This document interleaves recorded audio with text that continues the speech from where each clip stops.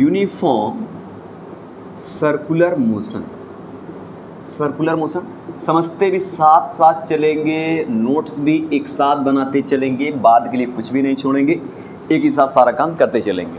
सबसे पहले आता है यूनिफॉर्म सर्कुलर मोशन क्या होता है। तो देखिए भाई, कोई भी बॉडी सर्कुलर पाथ में या सर्कुलर आर्क में कांस्टेंट स्पीड से मूव करती है तो वो कहलाता है उसका motion uniform circular motion. When a body, इस तरीके से आप नोट्स बनाते चलिएगा साथ, when a body move with a constant speed,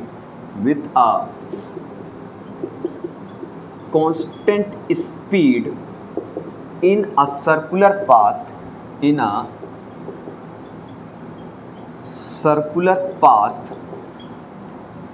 is known as uniform circular motion, uniform circular motion. तो यूनिफॉर्म सर्कुलर मोशन क्या होता है, कोई भी बॉडी जब किसी सर्कुलर पाथ में कांस्टेंट स्पीड से मूव करती है तो वो हमारा कहलाता है यूनिफॉर्म सर्कुलर मोशन। फिर हमारा आता है नॉन यूनिफॉर्म सर्कुलर मोशन। क्या आता है, non uniform circular motion. Non uniform circular motion क्या होता है, जब हमारी बॉडी की स्पीड टाइम के साथ वेरी करती है तो वो कहलाता है non uniform circular motion. When speed of a body particle कुछ भी बोल सकते हो, body varies with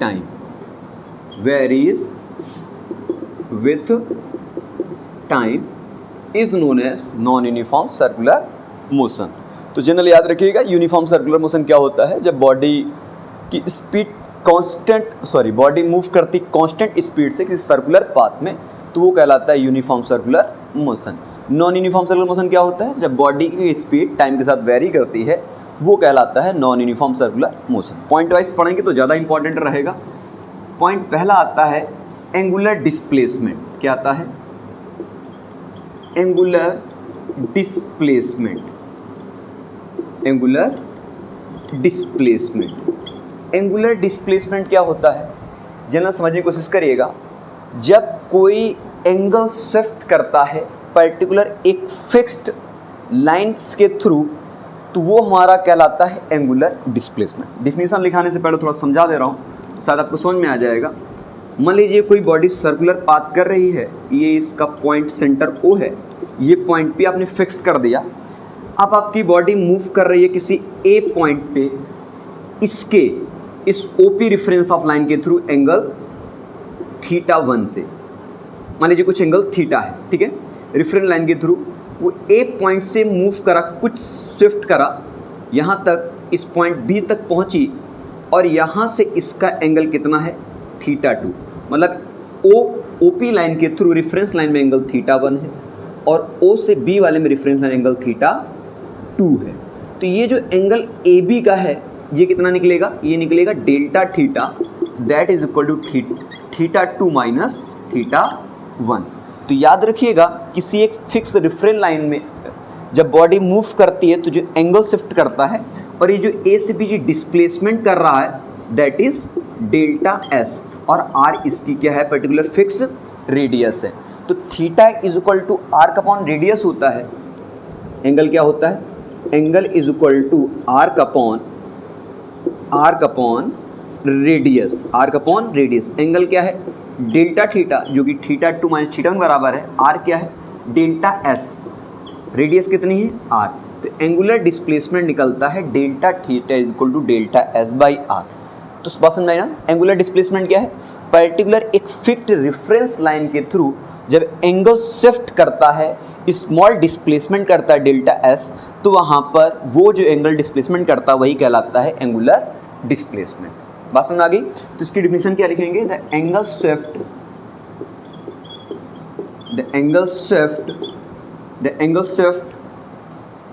in a circular path, in a circle कह सकते हैं, in a circle with fixed difference of line, with fixed reference of line, fixed reference line is known as angular displacement. Displacement याद रहेगा। The angle shift in a circle with fixed reference line in a circular path is known as angular displacement. इस तरीके से OP एक reference line मान लीजिए, A point पे जो शिफ्ट करा एंगल θ1 और A से B जो शिफ्ट करा डिस्प्लेसमेंट डेल्टा S एंगल θ2, तो इसके बीच का एंगल कितना हुआ delta theta, that is equal to delta S by R। याद रहेगा, ये आपका पहला पॉइंट है एंगुलर डिस्प्लेसमेंट। इसमें टाइम इंटरवल आपका जो भी रहेगा वो फिक्स रहेगा, गिवन इंटरवल टाइम की बात करेंगे। क्लियर है, अब इसे नोट कर लीजिए, फिर आप कर देते हैं। ये आपका पहला पॉइंट हुआ angular displacement, that is equal to delta theta upon delta S by R। इसके बाद दूसरा पॉइंट आता है एंगुलर स्पीड। क्या आता है, एंगुलर स्पीड या वेलोसिटी आप कहते हैं, ज़्यादा बेटर है, एंगुलर वेलोसिटी। अब दूसरा पॉइंट आता है एंगुलर वेलोसिटी। ये क्या होता है, the rate of change of angular displacement is known as angular velocity. जिस तरीके से आप वहाँ पढ़ते थे लीनियर के लिए, वैसा ही है, बस यहाँ पर एक सर्कुलर पाथ के लिए यूज़ करा जाता है, तो कोई दिक्कत की बात नहीं है। The rate of change of angular displacement is known as angular velocity। याद रहेगा, एंगुलर वेलोसिटी को यहाँ पर रिप्रेजेंट करते हैं ओमेगा से। किससे रिप्रेजेंट करते हैं, ओमेगा से। किससे रिप्रेजेंट करते हैं, ओमेगा से। याद भी रखिएगा भाई साहब, ओमेगा से रिप्रेजेंट करते हैं। तो इसने एक शब्द यूज़ किया है rate of change. Rate of change में पहले ही बात कर चुका हूँ, जहाँ पर रेट वर्ड का यूज़ करेंगे तो समझ जाएगा, वहाँ पर पर्टिकुलर जिसके लिए रेट लगा है उसको टाइम से डिवाइड करना है। रेट लगा है एंगुलर डिस्प्लेसमेंट के ऊपर, इसके ऊपर एंगुलर डिस्प्लेसमेंट, तो ओमेगा आ जाता है delta theta by delta t. याद रहेगा, angular velocity that is omega is the angular velocity that is equal to rate of change of angular displacement delta theta by delta t. Clear है, इसको omega से present करते हैं। Particular बात करें इसकी यूनिट क्या होती है, इसकी यूनिट एंगुलर वेलोसिटी की जो यूनिट होती है वो होती है रेडियन पर सेकेंड। क्या होती है, रेडियन पर सेकेंड। याद रहेगा, दिस इज कॉल्ड रेडियन पर सेकेंड। डायमेंशन निकाले जाएंगे तो डायमेंशन रेडियन की तो कुछ नहीं होती है, लेकिन टाइम की होती है सेकेंड। तो डायमेंशन निकालने जाएंगे तो m0 L0 t-1 ये आपकी डायमेंशन निकल आएगी यूनिट। और ये पर्टिकुलर एक वेलोसिटी टर्म है जिसकी वजह से एक वेक्टर क्वांटिटी भी है, तो it is a axial vector quantity.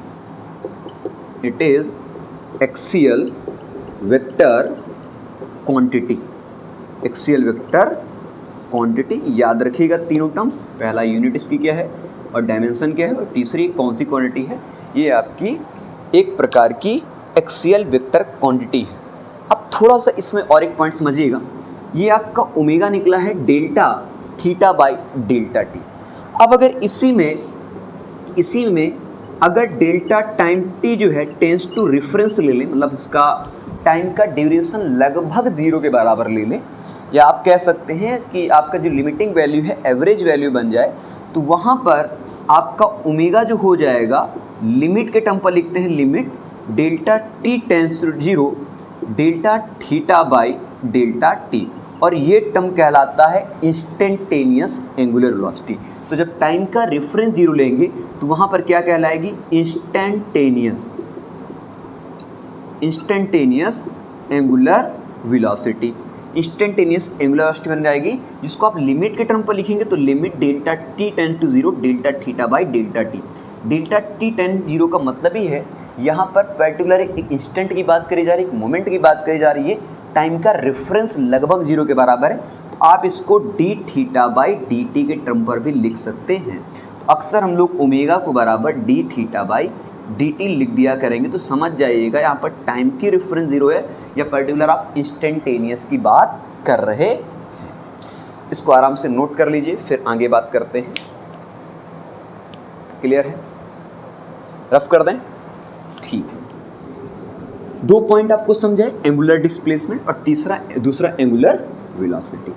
अब आपने एंगुलर वेलोसिटी पढ़ लिया, लीनियर वेलोसिटी आप पहले ही पढ़ रखते हैं, क्लास 9 से ही पढ़ते चले आते हैं। तो एक रिलेशन भी डिराइव कर लेते हैं जो आगे चल करके हमें बड़ा यूजेबल रहेगा। रिलेशन का नाम है relation between linear velocity and angular velocity. Linear समझते हैं, एक स्ट्रेट पाथ में जब बॉडी मूव करती है तो उसमें जो वेलोसिटी मेजर की जाती है वो लीनियर वेलोसिटी मेजर की जाती है। तो वो कोई बहुत बड़ी चीज़ नहीं है। Linear velocity and angular velocity, मान में आ रहा है नहीं आ रहा है, ये एंगल घूम रहा हो सब, बहुत बड़े। हाँ देखो, अच्छा प्रूफ कैसे करते हैं।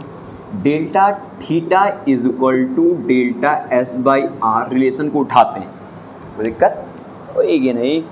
क्या करें, delta theta is equal to delta s by r relation निकला है एंगुलर डिस्प्लेसमेंट से। किससे निकला है? Angular displacement. अगर ऐसा करें, इसमें डेल्टा टी टाइम से डिवाइड कर दें बोथ साइड, मतलब divide by delta t on both side, दोनों साइड डिवाइड कर दें। थोड़ा समझिएगा, प्रूफ को बहुत बड़ा नहीं है, थोड़ा इजी तरीके से करेंगे। Delta theta by delta t that is equal to delta s by r into delta t. तो ये delta theta by delta t बन गया, delta s upon r into delta t बन गया। बट अभी पर्टिकुलर हमने क्या करना है, इंस्टेंटेनियस टर्म पर है नहीं, तो बोथ साइड अगर हम लोग limit delta t tend to zero ले लें, both side taking limit delta t tend to zero on both side, तो अगर इधर लिमिट लेंगे delta t tend to zero, delta theta by delta t is equal to, इधर अगर हम लोग टर्म में लेंगे लिमिट, तो 1 बाई आर तो रेडियस फिक्स कांस्टेंट कर दीजिए, तो limit delta t tend to zero delta s by delta t. ये आपका delta theta by delta limit के टर्म पर क्या है, एंगुलर वेलोसिटी, जिसको रिप्रेजेंट करते हैं ओमेगा से। किसने करते हैं? ओमेगा से। 1 बाई आर कांस्टेंट था, ये आपका एक पर्टिकुलर इंस्टेंटेनियस वेलोसिटी लीनियर कहलाएगा, तो इसको लिख सकते हैं v delta s by delta T. इसको मल्टीप्लाई कर दीजिए तो v बराबर ओमेगा इंटू आर आ गया, v बराबर ओमेगा इंटू आर। अगर वेक्टर फॉर्म में लिखेंगे तो वेक्टर फॉर्म में v वेक्टर बराबर omega vector cross r vector लिख देंगे, तो v बराबर आर ओमेगा। आप रिलेशन याद भी रखिएगा, क्लियर है?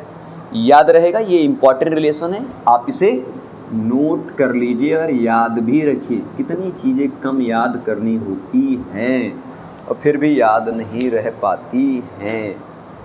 चले भाई, नोट कर लीजिए, आगे चलें। तो रिलेशन बहुत इंपॉर्टेंट है, तो अभी 2 पॉइंट बताया, उससे रिलेशन v बराबर आर ओमेगा याद भी रखिएगा, तो इसमें कोई बहुत बड़ी बात नहीं है, याद रह पाएगा। सर 11th का सिलेबस तो पूरा निकल गया, टाइम भी निकल गया, जुलाई निकल गया, अगस्त सर निकलने वाला है, सर क्या करें? कुछ नहीं, अभी से स्टार्ट करो, है ना। अरे भाई निकल गया, निकल जाने दो, अभी से स्टार्ट करते हैं, क्या जाता है। देखो, करने की कोई टाइम ड्यूरेशन फिक्स ना करो, जब ठान लो तभी मान लो, है ना। वो कहते हैं नहीं, अभी तो मैंने शुरुआत करी, मतलब इतनी जल्दी क्या है, अभी रणभूमि में उतरे हैं, गुरुद्रोण भीष्म पितामह से भी लड़ लेंगे, युद्ध कर लेंगे, बोलते हैं लड़ लेंगे, युद्ध कर लेंगे। तो बड़ा अच्छा कहा है, अभी रणभूमि में उतरे हैं, गुरुद्रोण भीष्म पितामह से भी युद्ध कर लेंगे, आ जाए अर्जुन सम्मुख मेरे, मैं नहीं डरता, पहले मुझे कर्ण का रूप तो धारण कर लेने दो। क्लियर है? कर्ण बनो, अर्जुन बनने से कोई दिक्कत नहीं। चलिए नेक्स्ट पॉइंट आता है टाइम पीरियड। क्या आता है? Time period. टाइम पीरियड क्या होता है? एक पर्टिकुलर रिवोल्यूशन कंप्लीट करने में जो टाइम लगता है उसे हम लोग कहते हैं टाइम पीरियड। बहुत सरल है। Time taken by body, time taken by a body to complete one revolution, to complete one revolution is known as time period. एक रिवोल्यूशन कंप्लीट करने में जो टाइम लगता है उसे हम लोग बोलते हैं टाइम पीरियड। टाइम की यूनिट क्या होती है? सेकंड होती है। तो यूनिट क्या हो जाएगी? यूनिट हो जाएगी सेकंड। डायमेंशन क्या हो जाएगी? डायमेंशन क्या हो जाएगी? डायमेंशन हो जाएगी m0, L0, t हो जाएगी। और एक रिवोल्यूशन कंप्लीट करने में जो टाइम लगता है वो t कहलाता है, और एक रिवोल्यूशन 2 पाई एंगल को मानते हैं, तो याद भी रखिएगा 1 revolution is equal to 2 pi angle. हाँ, तो वो एक अलग चीज़ है, याद रखिएगा। नेक्स्ट टर्म आता है, ये हो गया टाइम पीरियड। इसके बाद नेक्स्ट टर्म आता है फ्रीक्वेंसी। क्या आता है? फ्रीक्वेंसी। ये सर शब्द सुना सुना सा लग रहा है, लेकिन याद कुछ नहीं। फ्रीक्वेंसी क्या होता है? देखिए, जो नंबर ऑफ रिवोल्यूशन कंप्लीट करता है पर यूनिट टाइम पे, the number of revolution complete per unit time, time में पर यूनिट, आपने पढ़ा होगा ना, frequency nu is equal to 1/t। हाँ, वहीं से निकला है। The number of revolution, the number of revolution complete in per unit time, complete in per unit time is known as frequency. Frequency को रिप्रेजेंट करते हैं न्यू से, या बहुत लोग इसको एफ भी लिख देते हैं, न्यू। तो यहाँ पे फ्रीक्वेंसी न्यू होता है। क्या होता है? न्यू। इसकी यूनिट क्या होती है? यूनिट होती है हर्ट्ज। क्या होती है? हर्ट्ज। हमारा हार्ट नहीं, हर्ट्ज है ना यार, हमारा दिल कहाँ से आ गया फ्रीक्वेंसी, वो नहीं आया है। इसकी यूनिट हर्ट्ज भी होती है, फिर सेकेंड इनवर्स भी होती है। अगर डायमेंशन की बात करें तो डायमेंशन में m0 L0 t-1 होती है। m0 L0 t-1 होती है, याद भी आप रखिएगा। क्लियर है? m0 10 t-1। या फिर आप ऐसा भी कह सकते हैं, फ्रीक्वेंसी यहाँ पे समझ में आ रहा है ना, number of revolution complete per unit time, तो ऐसे याद भी रख सकते हैं। फ्रीक्वेंसी जो रिलेशन निकलता है 1 टाइम पीरियड का रिलेशन निकलता है। इससे कुछ और चीज़ें भी क्लियर हो जाएंगी। देखिए ज़रा गौर से, frequency is equal to 1 time period. ठीक है, अभी आगे चल के बात करते हैं। अच्छा, एक अभी रिलेशन पीछे प्रूफ कर साथ उसको कर देख लीजिए, ज़्यादा बेटर रहेगा। ओमेगा बराबर θ/t होता था। अब मैंने कहा था एंगुलर डिस्प्लेसमेंट कंप्लीट करता है एक सर्कुलर पाथ के लिए 2 पाई होता है। थीटा कितना होता है? फॉर 1 रिवोल्यूशन के लिए 2 पाई यूज़ करते हैं, अभी बोला मैंने। तो इसको 2 पाई अपॉन टी लिख दीजिए। और अब 1 अपॉन टी क्या होता है? फ्रीक्वेंसी। तो 1 अपॉन टी क्या ले सकते हो? न्यू ले सकते हो, तो 2 पाई न्यू या एफ लिख सकते हो। तो ये भी एक रिलेशन है, ओमेगा बराबर 2 पाई न्यू भी आपका एक रिलेशन है, जो याद रखिएगा, इसे यूज़ कर सकते हो। तो ओमेगा बराबर 2 pi nu, new is the, जैसे न्यू पढ़ते हैं एन यू, है ना, तो फ्रीक्वेंसी होता है। हाँ, याद रखिएगा। इसके बाद नेक्स्ट पॉइंट आता है, इसे नोट कर लीजिए भाई जल्दी से। इसके बाद रफ कर देना। एंगुलर वेलोसिटी हो गया, एंगुलर डिस्प्लेसमेंट हो गया, रिलेशन हो गया, टाइम पीरियड हो गया, फ्रीक्वेंसी हो गया। क्या बचा सर? अब सर्कुलर खत्म हो गया। अरे अभी कहाँ, अभी एक्सीलरेशन बाकी है, जो तुम्हारा 0 है। एक्सीलरेशन तुम्हारा 0 है। अब आता है एंगुलर एक्सीलरेशन। क्या आता है? Angular acceleration. एंगुलर एक्सीलरेशन ये क्या होता है? वहाँ पे एक्सीलरेशन क्या होता था? Rate of change of velocity. यहाँ वेलोसिटी क्या होती है? एंगुलर वेलोसिटी होती है। तो बस वही चीज़ है यार, the rate of change of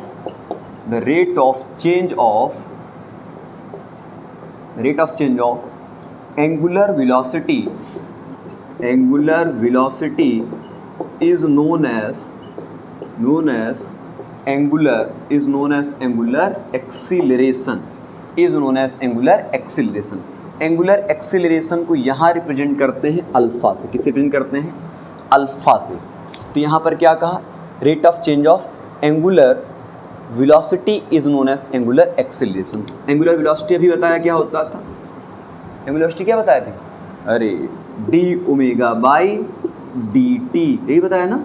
हाँ सर, यही बताया होगा आपने, D omega by d T. याद भी रखिएगा, अल्फा बराबर D omega by d T. अब यूनिट क्या हो जाएगी उसकी? रेडियन पर सेकंड होती थी, यहाँ हो जाएगी रेडियन पर सेकंड स्क्वायर। यूनिट क्या हो जाएगी? रेडियन पर सेकंड स्क्वायर, पर सेकंड स्क्वायर। डायमेंशन क्या हो जाएगी? डायमेंशन m0 L0 t-2 हो जाएगी।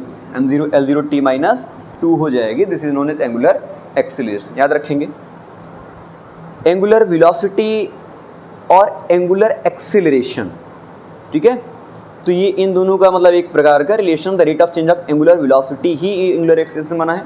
रेट लगा हो, मैंने कहा था रेट लगा हो तो टाइम से डिवाइड कर दीजिए। किस में रेट लगा है? एंगुलर वेलोसिटी में लगा है, तो D omega by d T, याद रहेगा। अब इसके बाद आता है एक रिलेशन, इससे भी बनता है, रिलेशन बिटवीन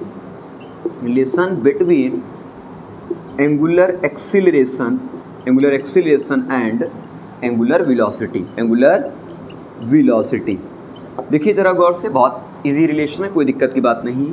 v बराबर आर ओमेगा अभी रिलेशन में प्रूफ कर चुका हूँ। अगर ऐसा करा जाए, इसको बोथ साइड डिफ्रेंशिएट कर दिया जाए, differentiate both side with respect to time, differentiate both side with respect to time, with respect to time t, तो आ जाएगा dv बाई dt बराबर d by dt r omega. dv by dt this is called linear velocity, तो यहाँ से acceleration आएगा, वो linear acceleration आएगा, तो एक्सीलरेशन को a बोलते थे। r कांस्टेंट रहेगा, यहाँ बन जाएगा d omega by dt। d omega by dt क्या कहलाता है? Angular acceleration. तो यहाँ से ये बन जाएगा a बराबर r अल्फा, a बराबर r अल्फा। याद रखिएगा a क्या है? Linear acceleration. क्या है? Linear acceleration. r क्या है? रेडियस टर्म है। अल्फा क्या है? Angular acceleration. क्या है? Angular acceleration. नोट करिए फटाक से, फिर आगे बात करें, याद रहेगा। अरे बहुत इजी पॉइंट है यार। v बराबर आर ओमेगा था, डिफरेंशिएट कर दिया, d by d t this is called alpha. R radius constant बाहर चला गया, d omega by d t this is called angular acceleration alpha, है ना। हाँ याद रहना चाहिए आपको, नोट कर लीजिए फटाक से, नोट कर ही लिया होगा ना। अब इसके बाद आता है नेक्स्ट पॉइंट, सेंट्रीपिटल एक्सीलरेशन। बहुत इंपॉर्टेंट पॉइंट है। सेंट्रीपिटल एक्सीलरेशन क्या होता है? देखिए सेंट्रीपिटल एक्सीलरेशन कुछ नहीं होता है, जब एक्सीलरेशन रेडियली इनवर्ड लगता है किसी बॉडी में तो कहलाता है सेंट्रीपिटल। तो समझते हैं पहले definition. Centripetal acceleration, centripetal acceleration थोड़ा समझिए गौर से। इस सर्कुलर पाथ है, कोई बॉडी पार्टिकल मूव कर रहा है, लीनियर वेलोसिटी v से, इसकी रेडियस सेंटर O है, इसकी रेडियस कुछ r है। कितनी है? r है। तो सेंट्रीपिटल एक्सीलरेशन लगता है वो पर्टिकुलर टूवर्ड्स सेंटर लगता है, रेडियली लगता है, रेडियस के अलोंग, तो acceleration that is called AC, centripetal acceleration called AC, centripetal acceleration. और इसकी जो वेलोसिटी है वो that is called omega, that is angular velocity. तो यहाँ सेंट्रीपिटल एक्सीलरेशन का फॉर्मूला निकलता है AC बराबर v स्क्वायर अपॉन r। और अभी आपने पढ़ा है यहाँ पर रिलेशन होता है v बराबर r omega, we put here, तो r square omega square upon r से स्क्वायर खत्म, तो सेंट्रीपिटल एक्सीलरेशन आता है r ओमेगा स्क्वायर। तो सेंट्रीपिटल एक्सीलरेशन जो है ऐसा एक्सीलरेशन जो बॉडी पे एक्ट टूवर्ड रेडियल होता है, टूवर्ड द सेंटर होता है, तो वो हमारा एक्सीलरेशन कहलाता है centripetal acceleration. The acceleration of a body, the acceleration acted on a body toward radially toward the center is known as centripetal acceleration. लिखाने की एडमिशन जरूरत नहीं है, आप लिख लीजिएगा। इसके बाद आता है सेंट्रीपिटल फोर्स। क्या आता है? Centripetal force. सेंट्रीपिटल फोर्स क्या होता है? सेंट्रीपिटल फोर्स भी आपका सेंट्रीपिटल एक्सीलरेशन थ्रू एक्ट करता है। तो जिस तरीके से हमने पढ़ा होगा F बराबर MAC, acceleration this is called centripetal acceleration. और सेंट्रीपिटल एक्सीलरेशन कितना निकला है? v स्क्वायर अपॉन r होता है। तो v बराबर r में पुट जाएंगे तो this is become v mr omega square, this is called centripetal force. तो centripetal force become is equal to mr omega square in a circular path. समझ में आया? तो सेंट्रीपिटल एक्सीलरेशन क्या होता है? r ओमेगा स्क्वायर, जो कि आपको समझ में आता है यहाँ से, जो कि सेंटर के टूवर्ड लगता है, radially velocity this is tangentially velocity रहेगी v, और एंगुलर वेलोसिटी ओमेगा रहेगी, तो रिलेशन बनता है v बराबर r ओमेगा। तो वी पुट हियर एक्सीलरेशन का फॉर्मूला होता है AC is equal to v square upon r, v बराबर r ओमेगा रिलेशन पुट करेंगे तो यहाँ पर हमको निकल आएगा r omega square. Clear? Centripetal force F बराबर MAC, A बराबर v स्क्वायर अपॉन r, और अगर पुट कर देंगे यहाँ पर ओमेगा की टर्म पर तो r ओमेगा स्क्वायर, तो mr ओमेगा स्क्वायर, ये आपका सेंट्रीपिटल फोर्स निकल आता है। इतना ही सा है हमारा सर्कुलर मोशन। बाकी इसमें खूब सारे क्वेश्चन करने हैं, तो नेक्स्ट वीडियो जब हम बनाएंगे तो इस पर खूब सारे क्वेश्चन कराएंगे। ठीक है?